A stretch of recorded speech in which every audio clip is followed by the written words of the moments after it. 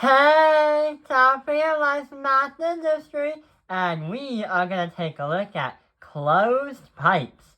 So recently, when we were doing the physics unit for sound waves and other kind of repetitive motion, closed pipes are something that we're going to learn about because earlier we've been learning about open pipes and standing waves. In fact, closed pipes are actually another type of standing wave. Here's the definition. A pipe that literally has an end open and the other end closed. So it's self-explanatory that one end is open like that and the other one is closed like that. When you make a sound into the pipe, what would happen is it's going to make waves until it goes here and neutralizes, but then goes back the same way out as it did in the first place. So, what we're going to try to do is look at different diagrams of all the different harmonics and see what happens. To understand that, we need to remember this. Nodes, which will be depicted in green, are the points where the displacement of an amplitude is 0, and the antinodes are the points that are depicted in the color red. The displacement is the maximum amplitude. So let's get started. So right over here, we have something called a first harmonic closed pipe wave. It doesn't seem to be looking like this one with the standing waves and that one with the open pipe problems. This one is a closed pipe one, like we said earlier in the video.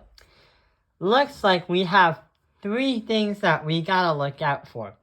The different wavelengths, how many nodes, and how many antinodes there are. So let's count. We have one node. So we're gonna put 1 as n equals 1 in green. We also have 2 antinodes. So what we're going to do is write n equals 2.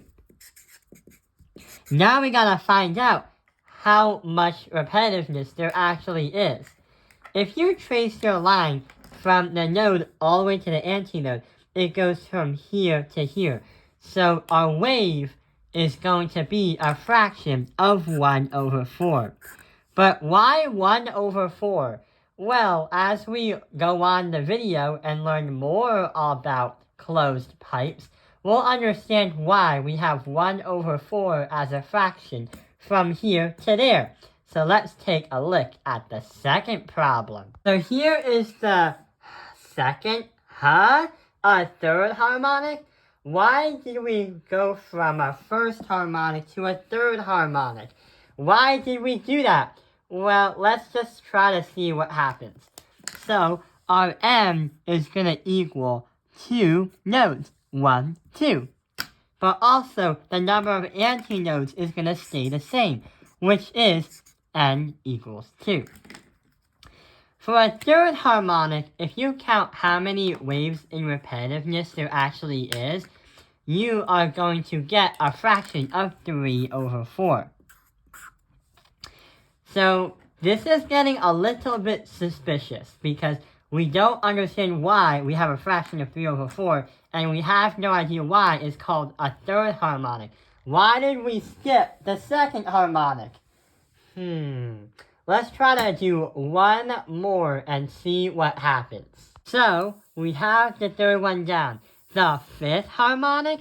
So let's try to analyze that one. Our m is going to equal the number of nodes 1, 2, 3. So that should be 3. What about the number of antinodes? Well, the antinodes is going to stay the same, which is n equals 2. But we are going to get a fraction of 5 over 4. Okay, we're going to actually explain why we have fractions of 1/4, 3/4, and 5 over 4. Let's do a little simulation. So right over here is going to be the simulations of force of a wave.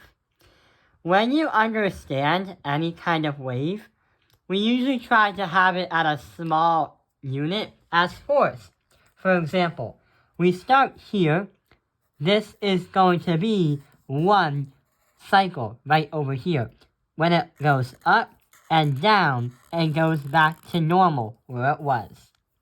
For example, when it goes up like that, that is going to be known as 1/4. So we're going to put 1/4 over here. We're going to go back down to here. So this is going to be 2 over 4.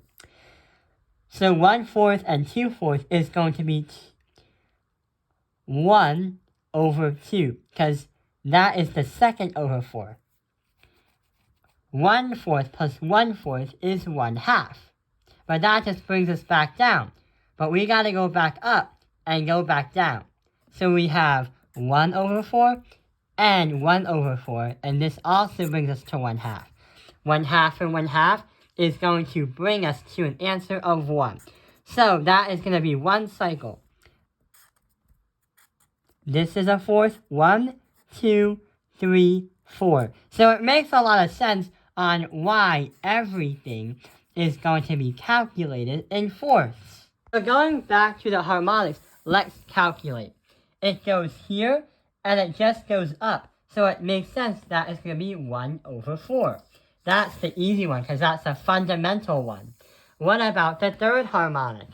Well, we go up and down and up. So this is going to be 1 over 4, 1 over 4, and 1 over 4, because we go up. That is going to be 1/4 plus 1/4 plus 1/4 is 3 over 4, which makes sense because we go 3/4 of one wave cycle. And not only that, how about the fifth harmonic? We are going to do split. We're going to do 1 over 4, 1 over 4, 1 over 4, 1 over 4, and finally 1 over 4 going up. 1/4 plus 1/4 plus 1/4 plus 1/4 plus 1/4 is 5 over 4.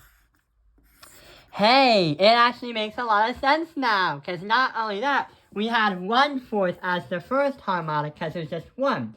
The third harmonic is going to be 3 over 4, and the fifth harmonic is going to be 5 over 4, which makes sense because when you play around with closed pipes, you can never get halves as a wave. That's why there's no such thing as a second harmonic, nor a fourth harmonic.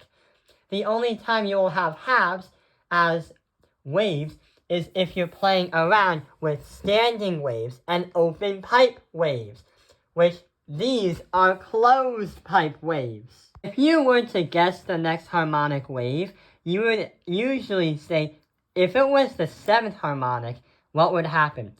Well, if each of the harmonics has the numerator match up to the name of the different harmonic waves, then that means for a 7th harmonic, we are going to have 7 over 4. And for a 9th harmonic, we are going to have 9 over 4. Wow, that's really, really cool. And if you were to be solving a problem, there are 2 formulas that we can take a look at. Instead of having the number 2 into the problems like the last few videos, we have the number 4 because of the explanation of what we just did earlier, where the denominators are 4 in a closed pipe problem. The wavelength is going to be that symbol wavelength equals 4 times the length divided by the number of nodes. The frequency is going to be the number of nodes times the velocity divided by 4 times the length. So that is a brief explanation of closed pipes. I hope this video has helped you understand closed pipes. Thank you for watching Tao Ping Airlines Math Industry. Like and subscribe.